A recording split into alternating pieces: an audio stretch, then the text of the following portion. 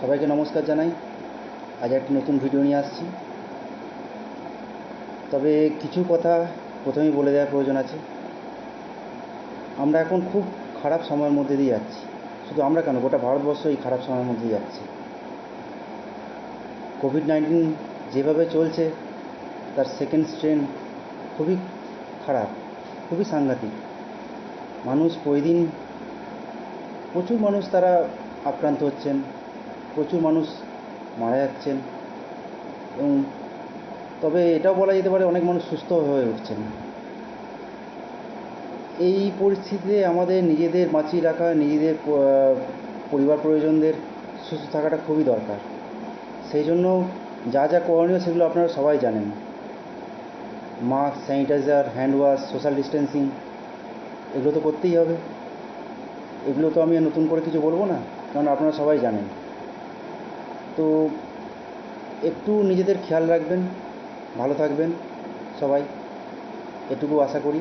আর আমার এই ভিডিওটা একটু দেখবেন, ভালো লাগলে লাইক, কমেন্ট, শেয়ার করবেন। তো আজকে এই ভিডিওটা কী বিষয়ের ওপর করবো সেটা একটু বলে দিই। আপনাদের বাড়িতে সবার কাছেই এই ধরনের মসকিটো র্যাকেট আছে, অনেকের কাছেই আছে, সবাই হয়তো রাখতে চান না, অনেকে কিনেছেন শখ করে। এই জিনিসটা আছে। এগুলো কী হয়, কিছুদিন আমরা কিনি, এগুলো মোটামুটি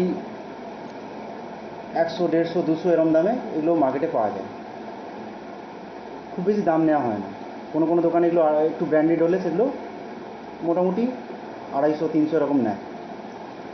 সমস্যাটা কী হয়, সমস্যাটা হয় যে এটা আমরা কিনলাম, কিছুদিন ইউজ করলাম, প্রচুর মশা মরল, বেশ ফটাস ফটাস করে আওয়াজ হচ্ছে, ভালো লাগছে, স্পার্ক হচ্ছে, দেখতে ভালো লাগছে। কিছুদিন পর কী হলো, স্পার্ক হওয়া বন্ধ হয়ে গেল, মশা মরল না, তখন ভেতরে হাত দিলেও আমরা শক খাবো না, এরকম অবস্থা পড়ে যাচ্ছে। তখন আমরা কী করলাম, এই র্যাকেটটাকে ফেলে দিলাম, আবার একটা র্যাকেট কিনলাম। সেটাও কিছুদিন এরকম ফটাস ফটাস করে মশা মারলাম, বেশ ভালো লাগলো। কিছুদিন পর সেটাকেও ফেলে দিলাম। কেন? কাজ হচ্ছে না সেজন্যই ফেলে দিচ্ছি। কিন্তু অ্যাকচুয়ালি এগুলো ফেলে দেওয়ার আগে একটু ভেবেচিন্তে দেখা দরকার আছে। এগুলো কিন্তু ঠিক করা যায়, খুব কম খরচা ঠিক করা যায়। কীভাবে ঠিক করা যায় সেটা আমি আগে বলে দিচ্ছি আপনাদের। একটু ভিডিওটা মন দিয়ে দেখুন, হয়তো একটু লেন্দি হয়ে যাবে, কিন্তু এটা আপনাদেরই কাজে লাগবে।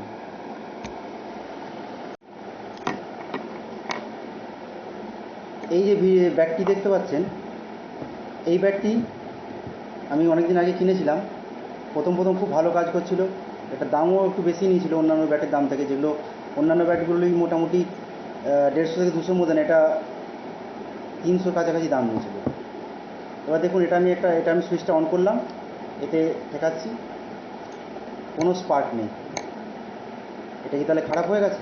খারাপ তো অবশ্যই হয়েছে, কিন্তু ঠিক করা যায়। ঠিক এরকমভাবেই এর আগে আরেকটি ব্যাট কিনেছিলাম, সেটিও খারাপ হয়ে গেছিলো, টোটাল ডেড। এটাতে আমি কিন্তু কিছু মডিফিকেশান করেছি, যার জন্য এটা ঠিক করা গেছে। দেখুন, এটা এটা এটা টোটাল ডেড ছিল, কিন্তু এখন দেখুন এটা এলইডি গ্লোটা, এলইডিটা দেখুন গ্লো করছে, মানে এটা ওয়ার্কিং কন্ডিশন আছে। আর স্পার্কটা দেখুন, দেখতে পাচ্ছেন মশা লাগলে কী হবে বুঝতে পারছেন তো? এবার মশার কিছু খুঁজে পাওয়া যাবে না, তাকে পোস্টমর্টম করার জন্য কিছু থাকবে না। এটাকে এটা কীভাবে ঠিক করা যায় সেটা আমি একটু দেখিয়ে দিচ্ছি। দেখুন, প্রথমে এই যে ব্যাটটা আছে, জানতে হবে ব্যাটটা কীভাবে, এই সিস্টেমটা কীভাবে কাজ করে। আমি দেখিয়ে দিচ্ছি, প্রত্যেকটা স্টেপ বাই স্টেপ আমি খুলে দেখাবো আপনাদের। ওয়েল, আমাদের এই ব্যাটটা যেটা আছে, এটা এটা খারাপ হয়ে আছে। তো এটাকে আমরা ঠিক করব, কীভাবে করব সেটা আমি দেখাচ্ছি। তো আগে জানতে হবে এই যে ব্যাটটা কীভাবে কাজ করে। এটাতে দেখুন সবই আছে, মানে এটাতে এক্সট্রা ফেসিলিটি যেটা দিয়েছে সেটা একটা, এই যে একটা টর্চ টাইপের দিয়েছে। এছাড়া এটাতে লাইট জ্বলছে, চার্জিং হচ্ছে, কিন্তু কোনো স্পার্ক হচ্ছে না। এটা কেন হচ্ছে না সেটা আমি বোঝাবো, তার আগে আমি একটু সার্কিটটাকে বুঝে নেবো। এর ভেতরে কী থাকে, এর ভেতরে কী থাকে সেটা দেখতে গেলে আমাকে এটা খুলতে হবে। এটা আমি খুলে দেখাচ্ছি আপনাদেরকে। সো তোমরা দেখতেই পাচ্ছ যে এটাতে যা যা আছে, যে এই কতগুলো স্ক্রু আছে, স্ক্রুগুলো প্রথমে আমার খুলে নিতে হবে।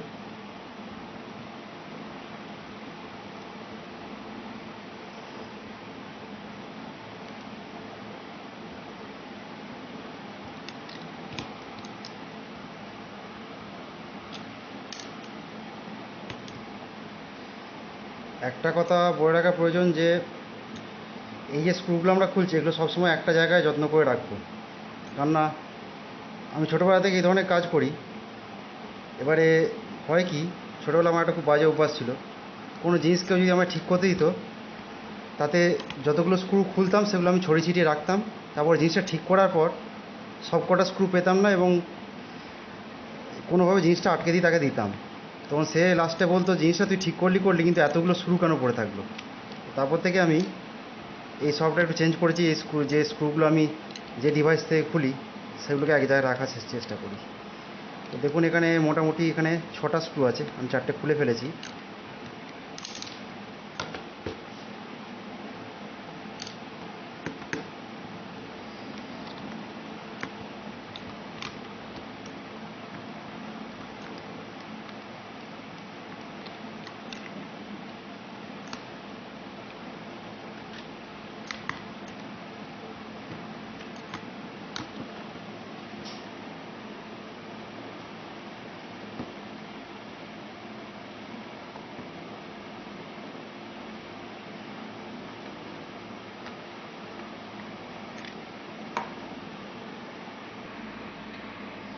আসুন দেখে নেওয়া যাক কী কী আছে এতে। দেখুন, এতে একটি ব্যাটারি আছে আর একটি সার্কিট বোর্ড আছে।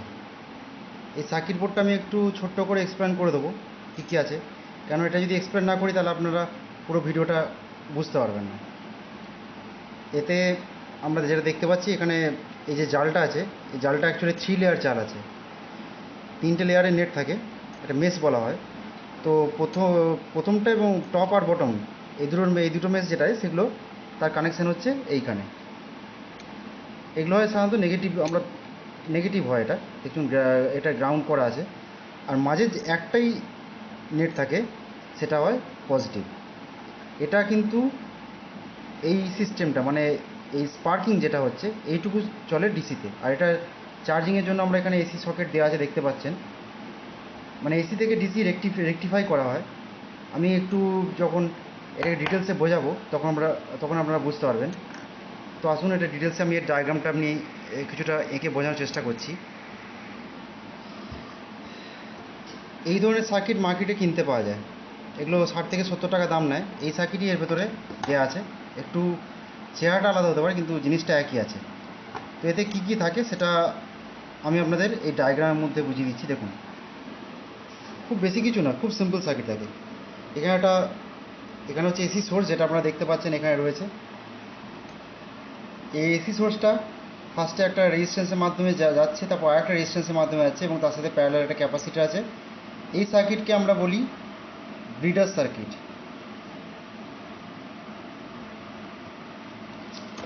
অ্যাকচুয়াল এই যে ড্রপটা হচ্ছে, সেই ড্রপটাই ব্রিডার সার্কিট করাচ্ছে।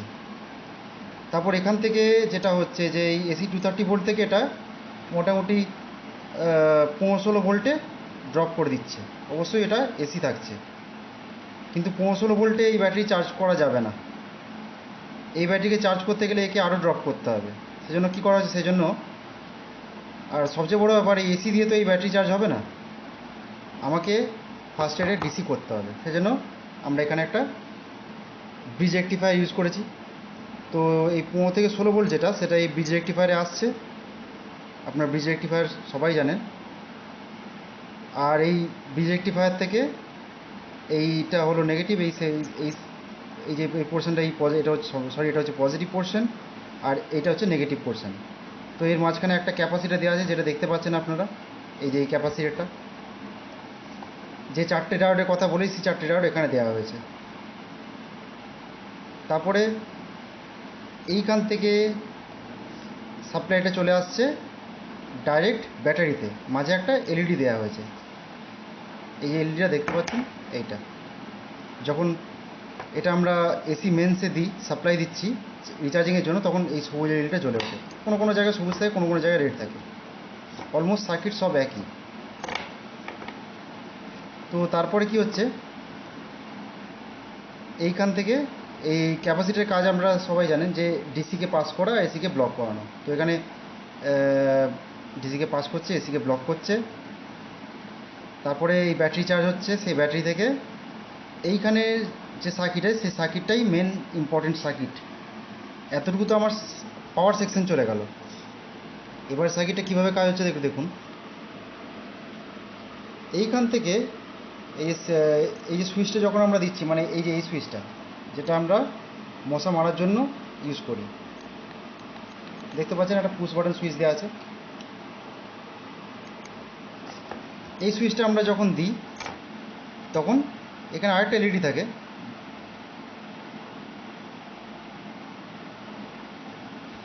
এই এলইডিটা জ্বলে ওঠে। তার মানে এখান থেকে এই কারেন্টটা এদিকে যাচ্ছে। তারপরে এইখানে একটা ছোট্ট রেজিস্ট্যান্স আছে, সেই রেজিস্ট্যান্সের মাধ্যমে এই ট্রানজিস্টার আসছে। এই ট্রানজিস্টারটার একটা নাম আছে B882। সেই ট্রানজিস্টারের মাধ্যমে এটা কিছু সুইচিং এবং অ্যাম্প্লিফিকেশানের পর এখানে একটা ট্রান্সফর্মার আছে। দেখুন একটা ট্রান্সফর্মার দেওয়া আছে। এই ট্রান্সফর্মারটা 3টে কোর থাকে, 3টে কয়েল থাকে অ্যাকচুয়ালি। তো প্রথমটাও আমরা বলি এটাকে প্রাইমারি, সেকেন্ড কয়েলটাকে আমরা বলি ফিডব্যাক, এবং লাস্ট কয়েলটাকে আমরা বলি সেকেন্ডারি। এখানে যেটুকু অ্যাম্প্লিফাই হলো সেটা এই ট্রান্সফর্মারে যাওয়ার পর এটা আরও অনেক গুণ অ্যাম্প্লিফাই হয়েছে। তার মানে এই ট্রান্সফর্মারটা যেটা আছে সেটা হচ্ছে একটা স্টেপ আপ টাইপের ট্রান্সফর্মার। এখান থেকে এই যে সোর্স সাপ্লাইটা চলে আসছে ভোল্টেজ মাল্টিপ্লায়ার, মানে এখানে ভোল্টেজটাকে এই যে ডিসি ভোল্টেজ, এটা পুরোটাই ডিসি, মানে এতদূর পর্যন্ত এসি ছিল, তারপরে রেকটিফায়ারের পর এটা পুরোটাই ডিসিতে কাজ করছে।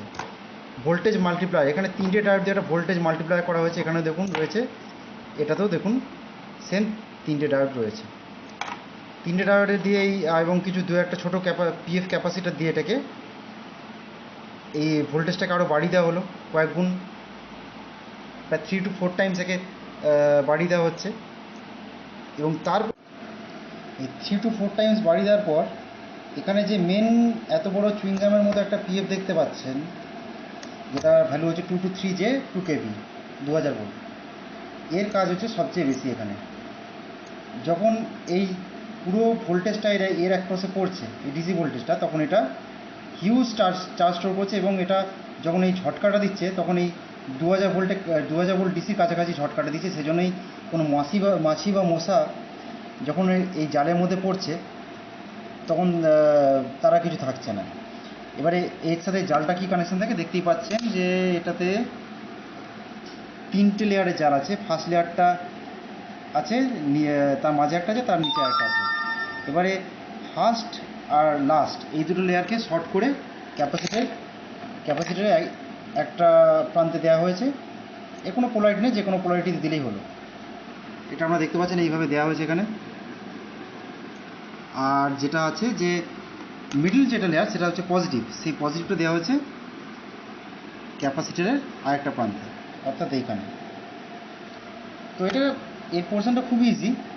এবারে দেখতে হবে যে এই যে সার্কিটটা যেটা আমরা সামনে খুলে রেখেছি তাতে কি খারাপ হয়েছে। তো আসুন দেখে নেওয়া যাক কী কী খারাপ হয়েছে এতে। নর্মালি এই যে ব্যাটগুলোতে 3টে জিনিস খারাপ হয়, এই ব্যাটারি, এই ট্রানজিস্টার 882 আর এই ক্যাপাসিটার। তো ব্যাটারিটা প্রথমে আমি সন্দেহ করেছিলাম যে ব্যাটারি খারাপ হয়েছে, ব্যাটারিটা চেঞ্জ করলাম। ব্যাটারি খারাপ ছিল, ব্যাটারি চেঞ্জ করার পরও দেখছি কিছু ভালো হয়নি, কেননা কোনো স্পার্ক আসছে না। তারপরে ক্যাপাসিটারটা চেঞ্জ করলাম, তাতেও কোনো রেজাল্ট পেলাম না। তো লাস্ট পড়ে থাকে এই যে আমার ট্রানজিস্টারটা আছে 882, সেটা খারাপ হতে পারে। তো এই সার্কিটটাতে আমি এবার দেখব কি খারাপ হয়েছে। তো প্রথম কথা বলে দিই, এই ব্যাটারি এবং এই ক্যাপাসিটার চেঞ্জ করে নিয়েছি, তার মানে ব্যাটারি আর ক্যাপাসিটার এখন ওকে আছে। বাকি পড়ে থাকে এই ট্রানজিস্টারটা আমার এই পাওয়ার ট্রানজিস্টারটা আমার চেঞ্জ করে দেখতে হবে কি হয়। আসুন দেখে যাক আর কিছু ফল্ট আছে কিনা। তো এটাতে যা দেখা যাচ্ছে যে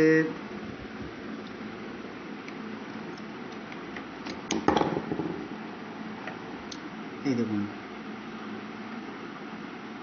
একটা তলার যে মেশটা আছে সেই মেশ থেকে তারটা খুলে গেছে, মানে উপরে মেশটা এবং মাঝের মেশটা কানেক্টেড আছে। এটা কাজ করবে যদি ঠিক থাকে, তলা মেশটাকেও আমার কানেক্ট করে দিতে হবে। তো এটা একটা সিম্পল লজিক হলো যে তলা মেশটাকে কানেক্ট করে দেওয়া।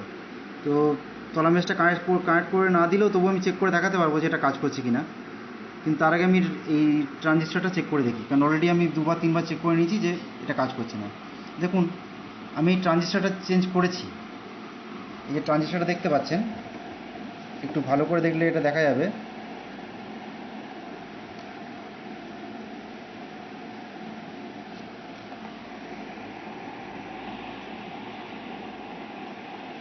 এটা নাম্বারটা বোঝা যাচ্ছে না, তবে এটা আপনারা যে কোনো দোকানে পেয়ে যাবেন। ট্রানজিস্টার 882, না 7 থেকে 8 টাকা দাম নেয়। তো এটা আমি এখানে চেঞ্জ করে দিয়েছি। আমি ভিডিওটা লম্বা হবে বলে আমি পুরো সোল্ডারিং করে দেখাতে পারলাম না, কিন্তু এটা আমি চেঞ্জ করে দিয়েছি এখানে। তো আসুন দেখে নেওয়া যাক এটা এখন এখন কাজ করছে কিনা। এতক্ষণ তো এটা কাজ করছিল না, এবার দেখি কাজ করছে কিনা। ফার্স্টে আমাকে এর পাওয়ার সুইচটা অন করতে হবে। তবে আরেকটা কথা বলে দেওয়া প্রয়োজন, এই সার্কিট যখন আপনারা মেরামত করবেন তখন আমি আগেই বলেছি এই ক্যাপাসিটির অ্যাক্রসে খুব মানে প্রচুর high current, high charge store থাকে, এবং আপনাদের শক লাগলে আপনাদের কিছু বিরাট কিছু হবে না, কিন্তু সেটা বেশ বেদনাদায়কই হবে যদি লাগে, কষ্টকর হবে।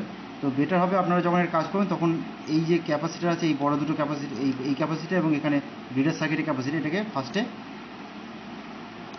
দুটো পোলারিটি টাচ করিয়ে শর্ট করে নেবেন। কোনো মেটাল দিয়ে আপনারা শর্ট করে নিতে পারেন। আমি শর্ট করে নিয়েছি। তো যেহেতু এটা ওপেন হয় সেজন্য এটা করা হচ্ছে, নাহলে এটা করার দরকার পড়ে না। এবার আমি একে পাওয়ার অন করলাম।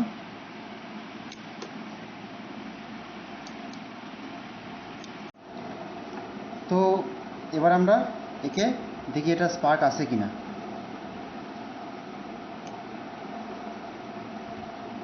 ও মাই গড, রে বাপরে বাপরে, সর্বনাশ সর্বনাশ। তাই দেখতে পাচ্ছেন যে সামান্য 30 টাকা খরচা করে এটা রিপেয়ার হয়ে গেছে। তো সো এটা আমরা ঠিক করে ফেলেছি। এবারে এর পোস্টমর্টম করার পর সাধারণত মানুষ বাঁচে না, কিন্তু পোস্টমর্টম করার পর মেশিন বেঁচে যায়। তো যাই হোক, এটা আমরা এবার যেমন ছিল এর সব স্ক্রু লাগিয়ে দেবো এবং এটা আগের অবস্থায় নিয়ে আসবো। বন্ধুরা, এটা দেখতে পাচ্ছেন আগের অবস্থায় চলে এসছে, সব স্ক্রু লাগিয়ে দিয়েছি। এবার একটু একে জাস্ট চালিয়ে দেখিয়ে দিচ্ছি আপনাদের। ভালো লাগছে, দেখতে পাচ্ছেন।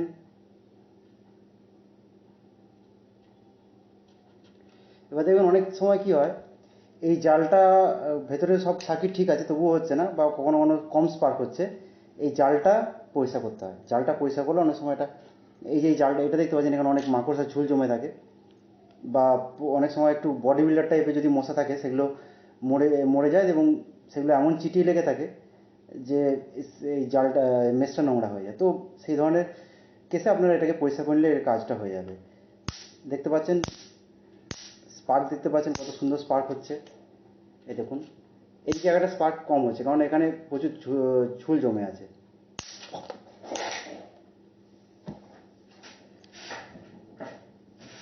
ওহো সরি।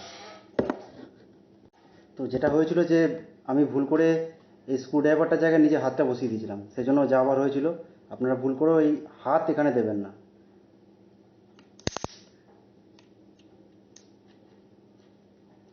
ঠিক আছে, ঠিক আছে, ঠিক আছে, বাস, ওকে। তো এটা আমরা ঠিক করে ফেলেছি। এইভাবে এর আগের বারটাও ঠিক করা হয়েছিল, এবং সেটা দেখতে পাচ্ছেন। স্পার্কের কোয়ালিটি আরও ভালো।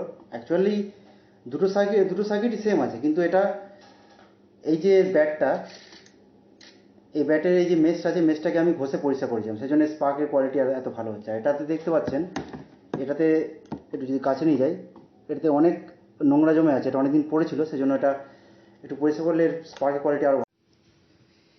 সো আপনাদের আগেই বলেছিলাম যে এই যে ব্যাটটা আছে, ব্যাটটার জালটা যদি আমরা একটু পরিষ্কার পরিচ্ছন্ন রাখি তো স্পার্ক অনেক বেটার হবে। তো আমি একটু পরিষ্কার পরিচ্ছন্ন করেছি, একটু দেখুন স্পার্কের কোয়ালিটি দেখুন কেমন ডেভেলপ করেছে।